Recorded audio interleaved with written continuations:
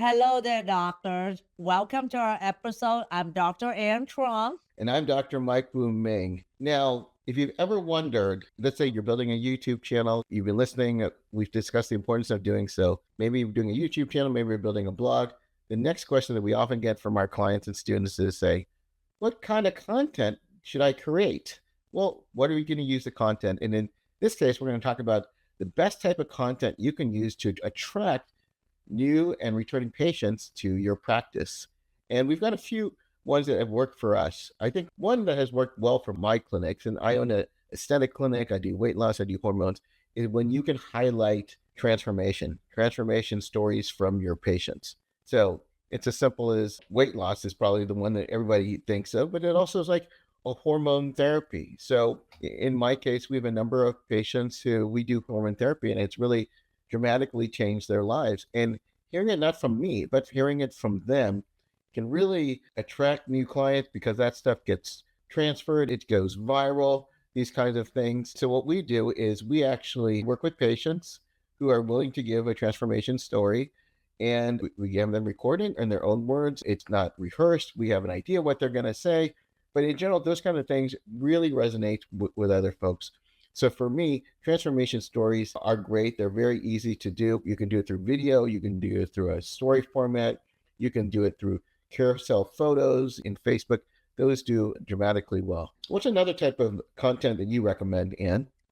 Well, let's kind of backtrack on what is transformation and let's kind of dive into what that is. Transformation is more of how a patient life has been changed more like, for instance, if someone lose weight, now they feel more confident in talking with other people. They feel confident in wearing the dress they want and they can go outside more and be more social and they feel like they're living life to the fullest. So that's transformation. So it's more than just weight loss. It is the ability for somebody to live their life and it will impact either making more money, better relationship, or being more healthy. I can speak for myself and with the doctors that we coach in our inner circle program is that we focus on the features of what we're doing and how patients get better, but we don't really focus on the transformation, how their life is changed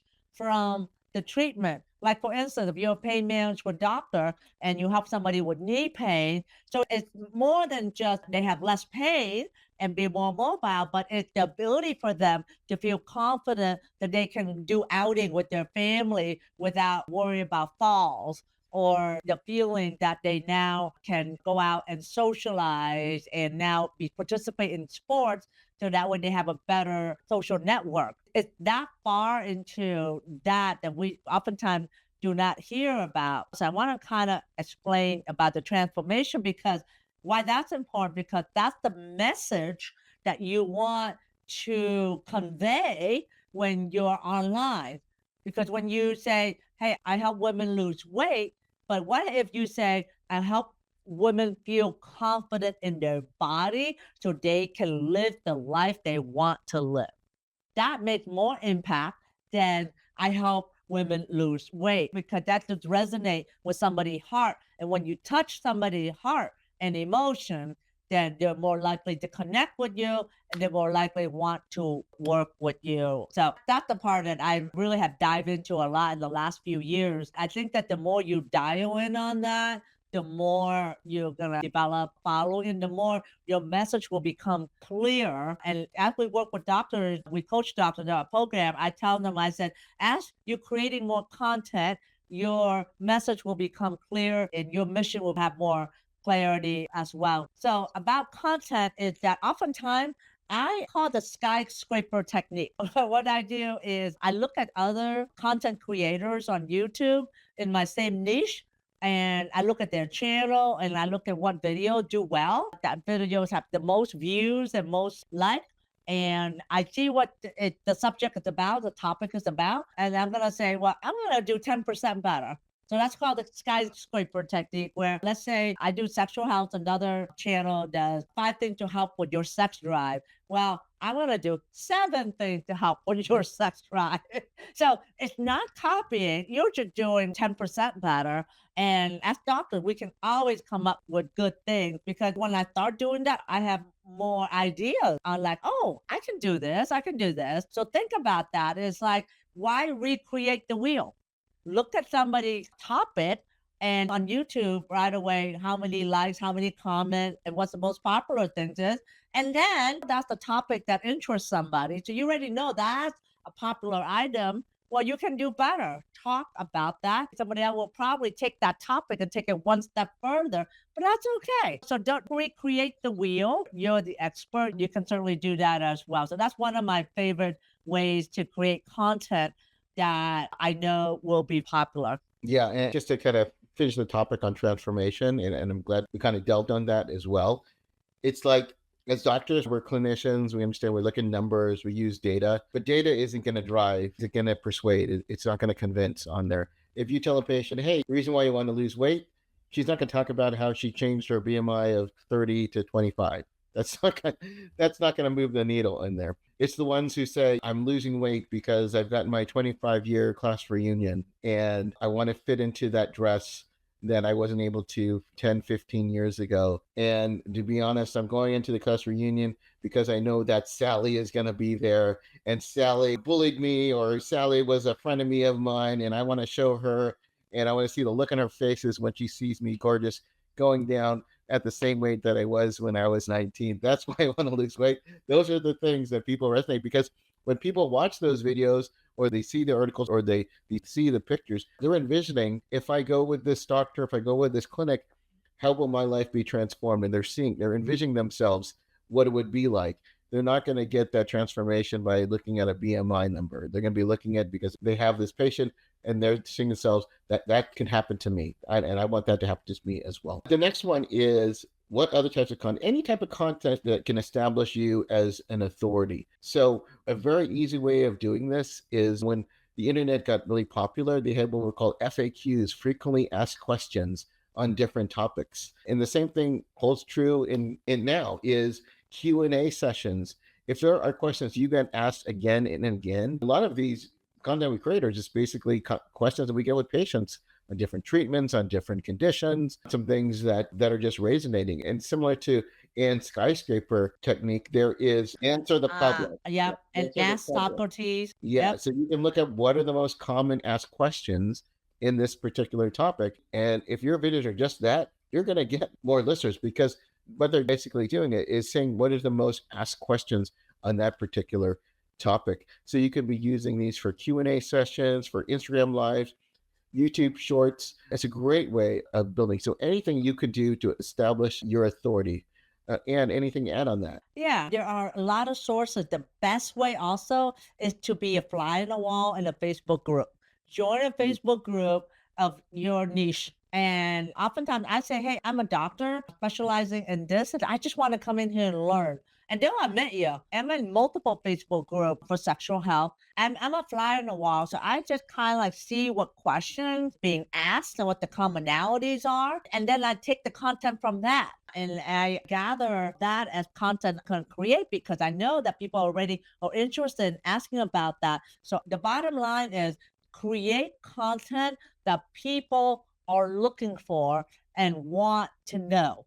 Don't create content that you think they need to know. There's a difference. Wanting something doesn't mean that you need it. So that's why you got to put your doctor hat off and be in the perspective of the consumer that are searching for answers. And sometimes it can be as simplistic as if someone wants to lose weight, it's like, simplistic as why is bread bad? Because oftentimes maybe we assume everybody knows that bread has carbohydrates. You'll be surprised. I have spoken to many patients that doesn't know that bread have high carbohydrates. And that's how you become the detective, being in a Facebook group, listening to questions that are back and forth that are very popular, and oftentimes seeing the comment. So that's one of our reason why we grow fast on YouTube is that I take topics from Facebook group And also another good idea is go to Quora, Quora. It's like another open forum where people ask questions about the topic that interests them. I joined Quora as well. And again, I'm a fly on the wall, just taking notes on what is the most common question that people ask. And some of it's so simplistic. And remember, when you create content, one question, one video, one answer.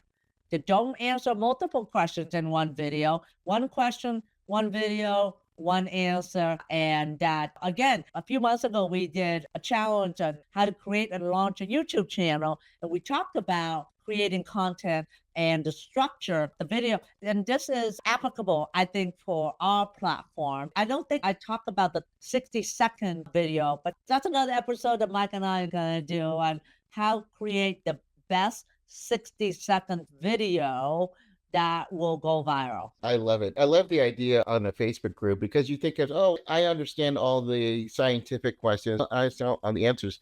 But usually, some of the most common questions are things that you don't even really think about. So, for example, like in our clinic, when we do weight loss and we send patients home and they want to inject themselves with their GLP-1 medication, and we go over the side effects of the medication, we go over what to expect, what in medical weight loss. But then even a simple question is, okay, we forget to cover. So one common question is, okay, now that I have all the needles, how do I dispose of them? How do I sort of dispose of these needles? And then, yeah, that is a common question on in there. And then we talk about, hey, you can use laundry detergent bottles and do it. But these are the kind of things that in medical school, we don't necessarily cover.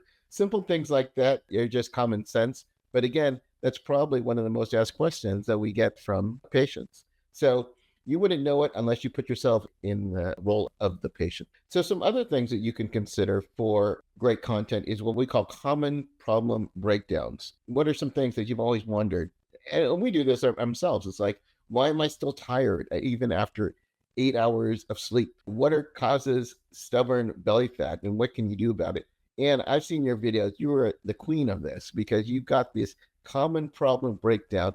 And it's like you have the insight of your patients. You want to talk about that? Yes. And again, I'm sharing with you the same thing I'm doing. I'm the fly in the wall. I take notes.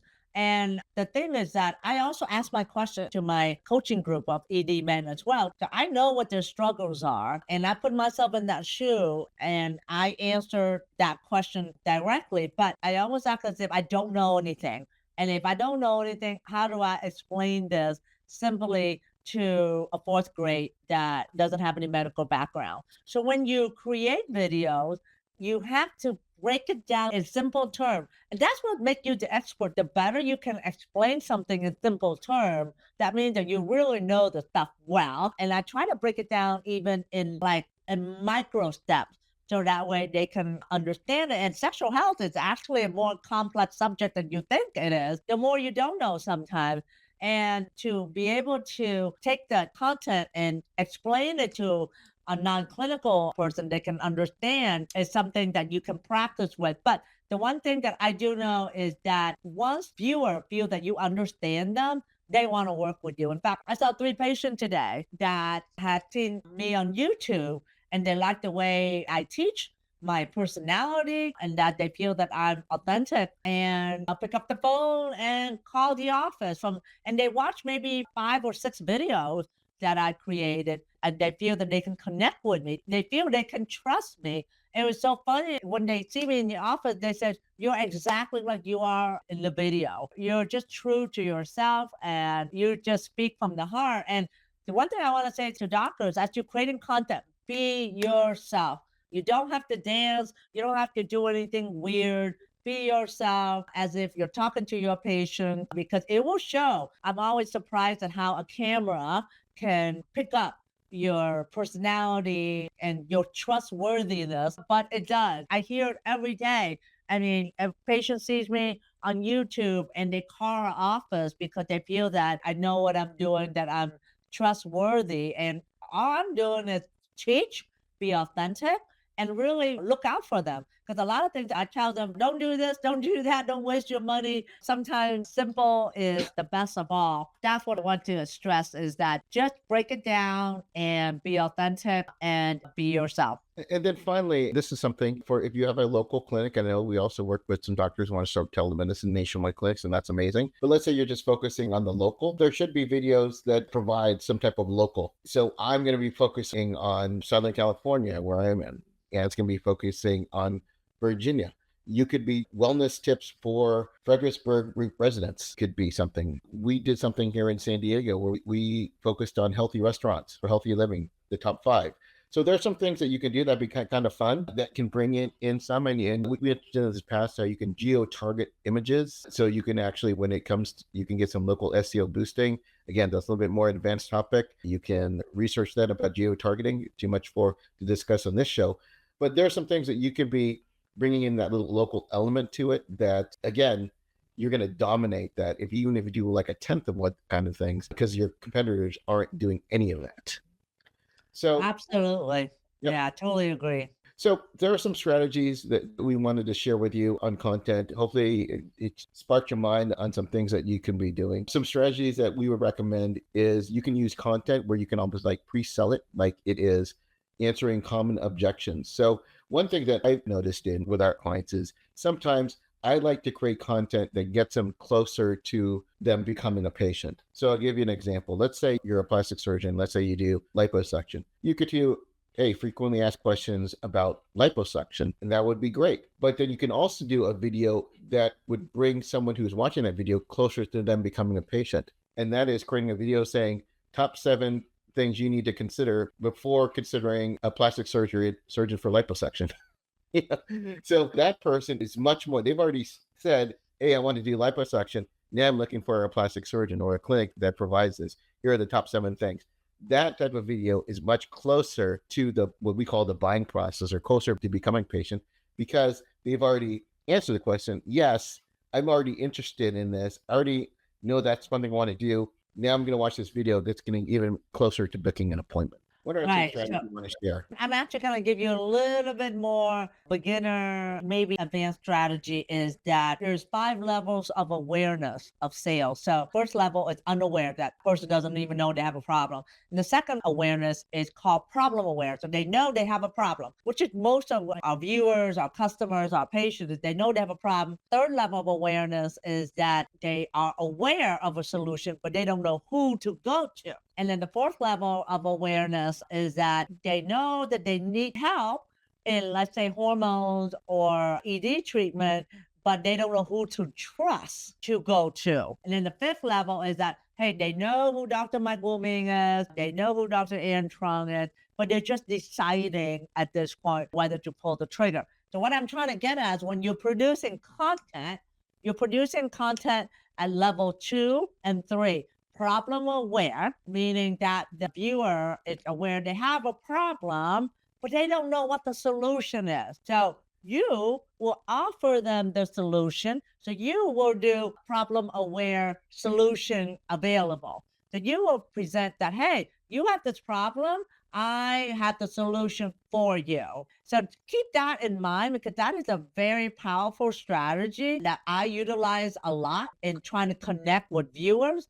It's problem aware and then problem aware, solution aware. Because when they know there's like for ED, they said, oh, I have ED, but I've been taking Viagra. I thought that was the only solution. But I'm saying, no. There's another solution beside Viagra. Let's consider shockwave therapy. Let's consider platelet-rich plasma. So that opens up the next level of awareness is, oh, there are alternative to ED medication. So problem aware. So you're talking to people that know they have a problem and you're presenting your particular solution, how and why they should trust you. So that is where you should hang around is level 2, level 3, level 4, because when they come to level 5, they just have to decide, are you worth it to work with at this point? So that's a little bit more advanced, but I want the wheels to start spinning in your head as you're listening to this when you're creating content. That's what's going to differentiate you from other people that are creating content. When you can tell right away when somebody create content, about health related issue and they're not in the clinical space by the way they present the content and the way they teach and the way they break down the concept. You know exactly what I mean. When you listen to non-clinical content creator talk about, and we see this all the time, Mike, and you know that by the weight loss space, right? And Oh yeah, somebody definitely. can lose weight on their own and feel that they can teach other people to lose weight. But can they break down metabolic disease? Can they break down how hormones affect weight gain? Can they break down how thyroid can affect weight loss or weight gain, or cortisol or stress level? So that's another step, doctors, that you can do that would differentiate you from non clinical people trying to teach health related problems. Definitely. And that's something I'm glad you went into that. Definitely, it would be a great deep dive for a future episode. So, this has been amazing. I hope you've enjoyed the content. If you do, please like and subscribe this. We're growing our channel, and each day we get new subscribers, and we're so excited. But we want to be able to share more. Really, at the end of the day, as physicians, we do a lot of things on there, but there's so much more that we need to know to grow. We can't rely on insurance company. We can't rely on big pharma. It's up to us to be able to market ourselves and to be able to educate and share our knowledge with others. And the way they do that is just using the tools that we have available through on the internet that allows us to do this. So, Ian, any last minute thoughts before we end the call today? Yes, and I think that one of the things is we're passionate in doctors regaining your autonomy and owning your authority. I think we've given up a lot of ground up as physician and our levels of expertise and the level of respect that we should have because of our sacrifices, really our 20s. This is what my daughter said. She's in med school. She said, essentially, you're sacrificing your 20s. You don't really become a real doctor until you're 30. And that's it. If you go straight from undergrad, straight to med school, to residency. Right. And I didn't really realize that. She's absolutely right. We Yeah. sacrifice our 20s and then we start making real money at maybe 30 or even early 30s. So we want you to value yourself and earn what you deserve for all the sacrifices and the expertise that you have. And remember, you're just not a doctor, you are a doctor boss. So check us out in the next episode. Go join our school group, Doctors Online Success. There's a lot of resources in there that is free for you to consume because at the end of the day, we want to let doctors know there is plenty of opportunity for them to get online, to create impact and growth, and also find financial stability. So we see you in the next episode. Bye bye.